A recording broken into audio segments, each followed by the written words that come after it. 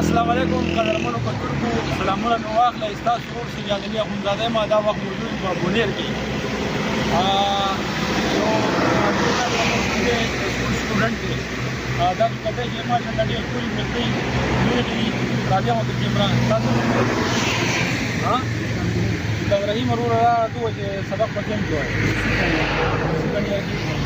ماشاءالله دا ویښته ستا ښکلي ده نه نو ټچ کولی شو دې باندې ته څه لګوې دا قدرتي دي چې دي که نه دا جوړ کړي دا پکې څه بنای جوړ کړي ته ما ووایه یو سفر سره وکړي خرچه پرې کوې څومره خرچه پرې راکړې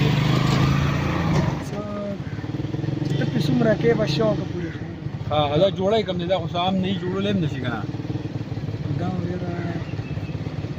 بس کم ځای ته لاړم دور ته خپلې طریقو شم طریقې باندې شي په هغې باندې جوړوي دا ته په شیمپو صابون باندې دی دا قدرتي دي چې دي ماشاءالله ډېر ښایسته ویښته دي ملګرو دا تاسو وګورئ نیخ په نیغه باندې ورته ورشه ته څنګه یې برابر یې په دې باندې خو ډېره غټه خرچېږي میاشت اوږده مزد روپۍ په دې باندې ډېر ښکلي ویښتې دي ډېر ښکلي